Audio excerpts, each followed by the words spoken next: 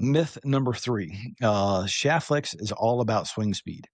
This one drives me crazy because, hate to say it, guys are very prideful. Oh, I swing 110 miles an hour. I got to play an extra stiff. They don't.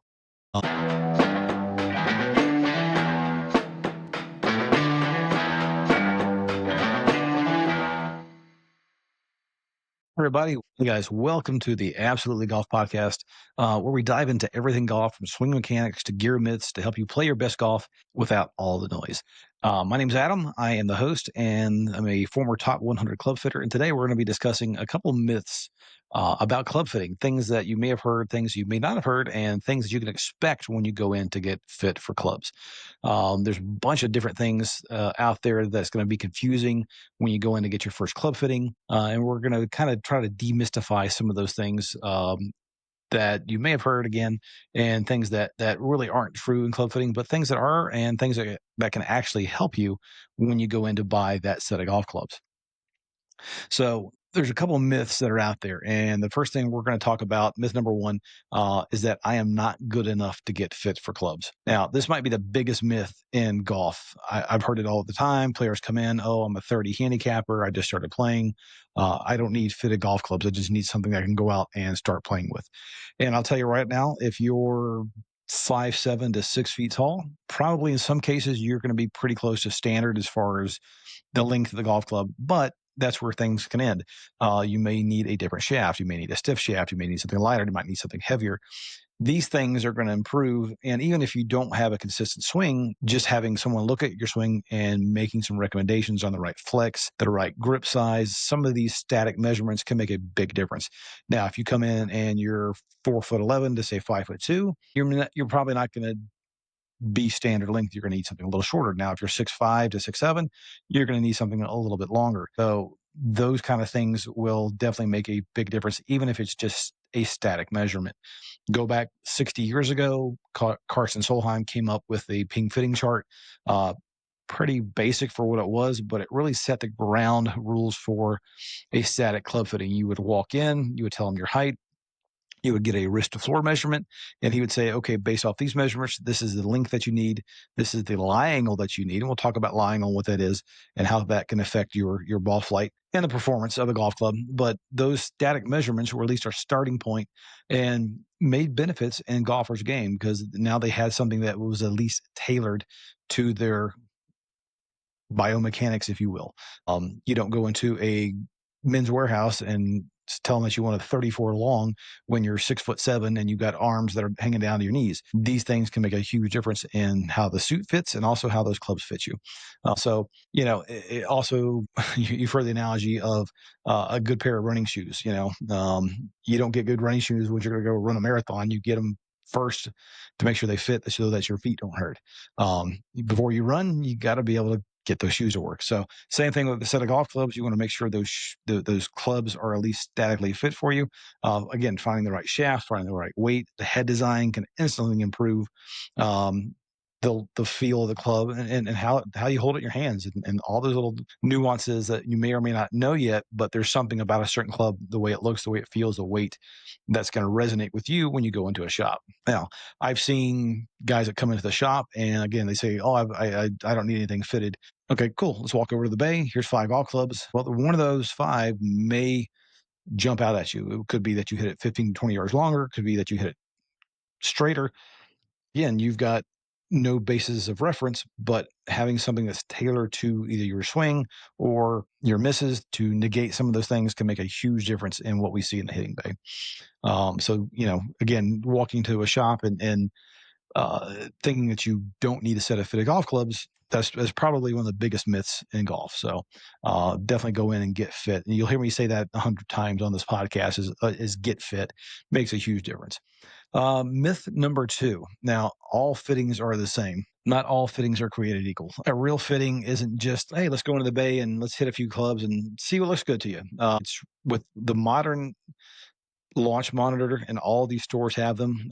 The data is really going to tell you what fits you best. When I first got in the business 30 years ago, yeah, we had you hit into a net, and we had a little radar that would tell you swing speed, and so you could at least try to figure out shaft flex. You'd put some tape on the face, see which one you were hitting more to the center of the club, maybe take a static measurement for length, and then you'd hit 4 or 5 and ask them how it felt. And that was kind of the basics of club fitting.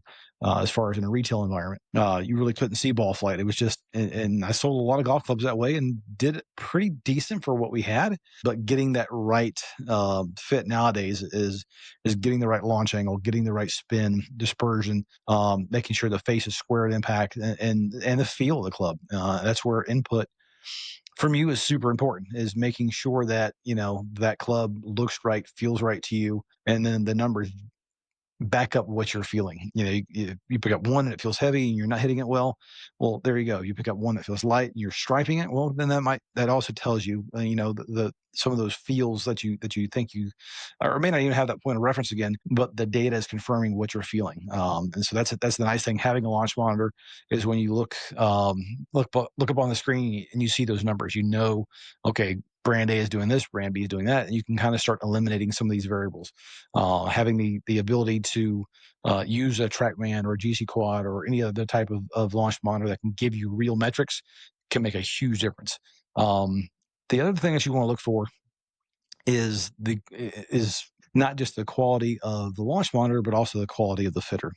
You want a fitter that's going to listen to those pain points. Anybody that comes into my shop or any of my associates that I'm training will tell you, before you ever hit a golf club, I'm asking you 4, 5, 6, 10 questions about your game. I want to know what your miss is, what you're seeing on the golf course. Are you hitting it high? Are you hitting it low? Do you tend to hook? Do you tend to slice? Whatever you're doing that's brought you in there, I want to know before you ever even hit a golf club. I want to know what brand you're playing. Have you ever been fit before? These are things that you want to make sure your fitter is asking those questions before you even start wailing away on a golf club. Someone should give you a wedge, let you warm up a little bit. They can kind of take a look at your swing before you actually start getting data. And then you can start getting some of those static measurements, looking at the length, the lie angle, all those things that can make a difference in your game. So make sure you're one, that you're asking questions in terms of what the fitter is putting in your hand and why. That will also qualify some of the fitters if they're just saying, here, hit this. You're 6'7". The guy goes, oh yeah, you can fit into something standard. Just say thank you and walk out. That's not getting club fit. They're not just trying to sell you what's in stock. Every vendor, you can special order anything. It takes a little longer, but you at least get the club that's going to match your swing, your body type, your biomechanics, your DNA that matches your swing. So, excuse me. Myth number 3, shaft flex is all about swing speed. This one drives me crazy because, hate to say it, guys are very prideful. Oh, I swing 110 miles an hour. I got to play an extra stiff. They don't. You know, lady comes in, she's swinging 80 miles an hour. She goes, well, I think I need a lady shaft. Well, no, you don't either. It's not just strictly about swing speed. You look at the long drivers. They're playing lady shafts in some of these drivers because they're trying to hit it as far as they can. I had a golf professional years and years ago, and he says, fit the softest thing that you can control because you're going to get maximum distance as long as you can control it. You're going to get maximum energy transfer into that golf club. You want that bullwhip effect as you're coming through. Now, yes, PGA Tour pros swing extremely hard. Most amateurs do not. They don't need an extra stiff. Some cases, they may not even need a stiff. It's really about how you load it, how you swing it, and how that club reacts in your hands. I had another guy, really good fitter. We kind of came up with this idea. You always used to hear the shaft was the engine of the golf club. To me, it's more like the transmission. You're the engine. You're putting the power into the club, but that club's got to transmit that power into the ball. Ultimately, that's going to tell you what's going to be happening with that golf club. If you can hit the club with that shaft, then that might be the right shaft. If you're seeing it go all over creation, it's probably not the right shaft for you. There's so many variables. You got weight, you got flex, kick points, all these things, EI profiles that you hear all this jargon in the golf space. What it really boils down to with a golf shaft is they're timing devices. It's going to be the best option for you. I'm the odd guy, using myself again as an example. I play extra stiff in my woods, but I play stiff shafts in my irons. I want a little bit more feel in my irons. Now, granted, I don't swing them all out like I do my woods. My swing speed is relatively quick, but it's not like tour level. I'm 107 to 110 on my driver, but I have a relatively quick transition. So for me, a heavier, stiffer shaft gives me more control. But if I'm um, at one time in my life, I played a really flexible 4-wood shaft, and I absolutely loved it. I killed it. But I could time it, and I hit it well. So it's a lot of different variables of what you get fit into. Luke Donald years ago used to play extra stiff in his iron or extra stiff in his woods and stiff in his irons. I think he's since moved on at one point back to X100s, but for a long time when he was number one in the world, he was playing S300 shafts in his irons. So again, a lot of it depends on how you swing, how you load a golf club. A good fitter will be able to tell these things. Again, asking these questions: why is he putting that shaft in your hand? Why is he is he going heavier? Is he going lighter? These are all questions you want to ask, and just so that you're more informed about your own game and what's working for you. So, those are different things that can play into that. If you have a quick tempo or a smooth tempo, these things can influence how that shaft reacts in your hands. And you want to make sure that it's doing what it's supposed to do, giving you the maximum amount of energy transfer into that golf ball without you losing control. So, um, I like when the vendors do, uh, they'll put a number on a shaft as opposed to a flex. UST does that with some of their recoil shafts. They'll say F1, F2, F3, F4, F5. So you don't get too confused with, or at least batter down with, oh, I need a stiff or an extra stiff. You may need a regular flex, but if I put an F3 in your hands, doesn't sound as bad as, oh, I'm putting you into a senior flex or I'm putting you into a regular flex. It's just an F2, it's an F3. Makes it kind of simple from a fitting perspective, and then the customer doesn't get too bogged down in some of the numbers and stuff that's labeled on a shaft. Myth number 4 we'll talk about. So this one's kind of interesting that I hear. So every year we get brand new product from Callaway, from TaylorMade, from a few other vendors, saying this is the latest, this is the best, this is the greatest thing since sliced bread. But 9 months ago, the previous model was the greatest, the latest, the best of everything. Some people like to have the latest and greatest. That's fine. If you can afford to get a new driver every year, more power to you. Most of us probably don't have just that $600 laying around every year to go spend on a new driver. There are some great products from the previous year. The one that it's replacing is still probably a really good driver, and now it's probably $100 off from what it was when it first came out. Yeah. Mm, the granddaddy of all of these clubs, at least that what I see in my shop, is the TaylorMade Sim 2 Max. That driver still performs. It's 5 generations old now. It's an all titanium carbon crown driver that TaylorMade engineered extremely well. It was the last driver they had before they went to carbon wood that still competes. I mean, you watch every YouTube video of old technology versus new, and that's the one they usually put it up against because it performs extremely well. You can get it for $349, and that driver still will compete with a lot of new clubs. Is it perfect? No, it's very limited in terms of shafts you can get with it now because it is a couple generations old. But you can always, the nice thing with TaylorMade is they really haven't changed their adapter on their driver in years, and you can get a driver and you can get the driver and then you can put whatever shaft you want into it. So you can take that $349, take that extra $300 maybe that you would have spent on the new model and put in $100 shaft, and then now you've got a custom fit driver that's still cheaper than anything that's newer out, and it's going to fit you fantastic. You find that right head combination, it doesn't matter. Whether it's, one generation, 2, 3, 4 year generations old, it's probably going to perform really, really well. It all depends on what your budget is and what you're looking to spend. So, it's matching the right club for your swing. And if you go in with an open mind and you tell your fitter what you're looking to spend, they're going to try to find the right combination for you and your price point. They're probably going to suggest something in there that's a little bit more expensive, but they're going to give you options. They're going to say option A is $349, option B might be $449.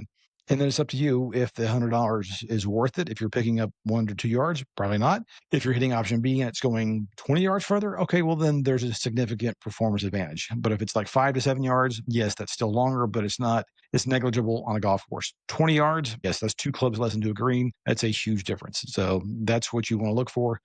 A lot of these footy companies claim that, on average, we get you 20 more yards. It's possible. It also depends on how old your equipment is. If you're walking in with clubs that are from 1995, yes, we're going to find you 25 more yards potentially. If you walk in with a club, again, that's only 2 or 3 years old, probably not. Unless it just you're walking in with a club that's, just completely wrong for you. It's super high loft, got a super flexible shaft, and you need something lower and stiffer, then yes, or vice versa. You hit the ball low and you swing extremely hard and you're playing a 13-degree, lady shaft or whatever. It all depends on what fits you right. So that's going to be the main thing with that. So um, myth number 5. With this one, fittings are just about distance. Now, again, won't name names, but a popular place close to where I live, guys would come in, and especially with a case many, many years ago, there's a particular iron that came out and it was really, really long. Great ball speed, would go a mile, launched really low and had no spin. Not a recipe for holding greens, not a recipe for accuracy. So if you go in and all the guy is telling you is, oh man, this iron's going 15 yards further than your gamer. Okay, well, good. But what is the height? What is the land angle? What are these things that again, what does a tour pro look for? It's nice that they pick up a little distance as long as they're not losing accuracy and then they're not losing that stopping power. You got to find an iron that will give you the right launch angle, that'll give you the appropriate amount of spin. You don't need super high spin or super low spin, depending on the player, but you want that land angle to be above 40 to 45, in some cases 50 if you're a tour pro. If it's coming in below 40, that's not the right club. It's never going to hold a green, especially if you play on a course either down south or out west where they're really hard. You're not holding that green.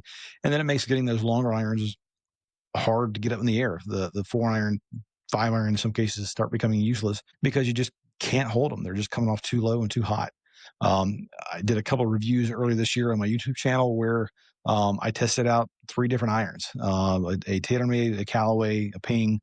I've tested Strixon. And the thing I've seen with a lot of the newer irons now, they're finally starting to realize it's not just about distance. Titleist this year with the new T series has done a fantastic job of getting that window in the right launch window with the right land angle. That ball is landing soft. It's got the appropriate amount of spin. It's not ballooning. It still has really good ball speed, and it's super consistent. Whether you hit it low, high, left, right on the face, the carry numbers are super, super consistent. So, again, your mileage may vary. You want to find the right combination, but that's just what I've seen from some of the vendors. We're starting to get the right height. We're starting to get those windows being where they need to be, and it doesn't matter if it's a player's iron, a game improvement, super game improvement. They're starting to realize it's not just about how far you hit it. Some other vendors like Ping, for example, they do some really cool things with their lofts. They have a standard, say it's 30 degrees, and then if it's a retro loft, they'll make it 32, basically making it more lofted if that player needs it. Or they'll do what they call power spec. If you're a guy that adds too much loft and you need to bring that launch angle down and the spin rate down, then you can go 2 degrees stronger. So it's you have options. And then with most of these fitting carts now, you're starting to see the ability to change the loft and the lie angle independent of one another so that you can get the right fit. You can get it matched to the right shaft, the right launch, and all those things.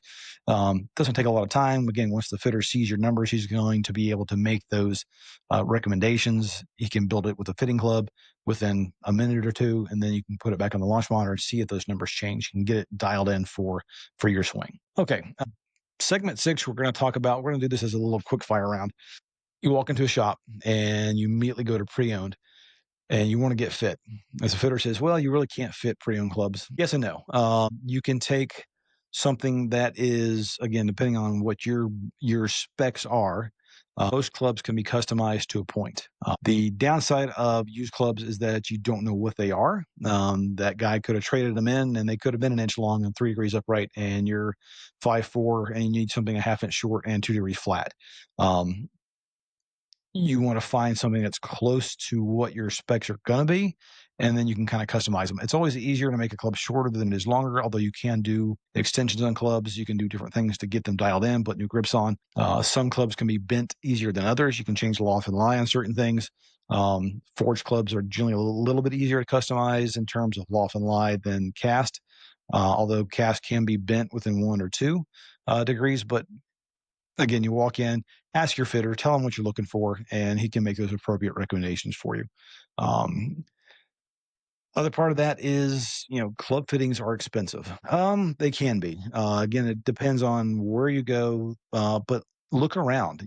Different fitting outfits from Club Champion to PGA Superstore to Golf Galaxy will run different promotions throughout the year. Most of the time, they will throw in the fitting if you purchase clubs.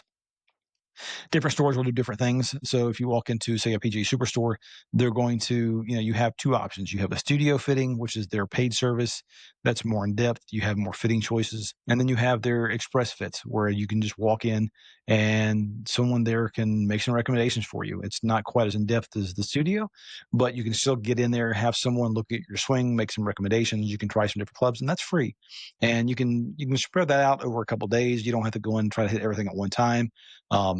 Just take some notes, look at what you're hitting, figure out what you like. That would be my recommendation is go into a store that you can get it for free. And don't really feel pressured. If you're going to go into a studio type of environment where you're going to be one-on-one with that fitter, have some ideas. Maybe you go in and you test a few things and have it narrowed down. It'd make the fitting process a little sooner, a little quicker, and then he can make those recommendations a little bit faster and really get you dialed in. So, the last thing I'll say is, when you go into a paid fitting environment, let the fitter know up front what you're looking for, what you're willing to spend, what you're trying to accomplish in your fitting. Again, the more information you can give your fitter, the better fit you're going to get, and the better recommendations that he's going to be able to make. You're not going to offend him by telling him that you don't want to spend $2,000 on a golf club. Yes, those guys are there to make money. Some of them are probably on commission, some of them aren't, and they have numbers to hit, and they have goals, and they have all these other things that they want to sell you a golf club. But as long as you buy something, they're going to be happy. Whether it's a $400 iron set or an $800 iron set or a $1,500 iron set, if you purchase something from them, they're going to be pretty happy, and you'll get what you need, you'll get what you want in the budget that you're looking for. Just go in with an open mind, tell them what you're looking for. If he's giving you the runaround, he's trying to upsell you, upsell, then you can take your fitting sheet and you can go somewhere else. I know that doesn't sound like the right thing to do, but you don't need to spend $3,000 on a set of golf clubs when you can go somewhere else and probably get them for a lot cheaper, unless it's something super exotic shaft that you can't get through a vendor. Then you got to weigh your options. But if you go to a different fitter and get a second opinion and say, hey, this guy fit me into this, what do you think? And he may make some recommendations that'll get you within the same style club, the same shaft profile, and save you a lot of money. So do your research, support your local stores. Obviously, I'm always going to tell you to go see someone that's whether it be a PGA professional at your golf club or someone in a retail environment that's been trained on club fitting. But, go in with an open mind and tell them what you're looking to. They're not going to be offended. Most of them have heard it 100 times. They're going to get you into the right stuff, and you'll walk out with the right clubs for your game. So hopefully you guys have learned a little bit from this episode. Share this with your golf buddies, or better yet, bring them to a fitting session and try out some of these different myths. See if somebody tells you some different things. You can leave a note in the comments to, if you've been fit and you have some questions on your fitting, let me know. But again, you can follow me on TikTok, YouTube at Overswing Golf. And if you need any more things, continue to support this channel would be great. I appreciate everyone from tuning in, and we will see you soon. Until next time, swing smarter, not harder.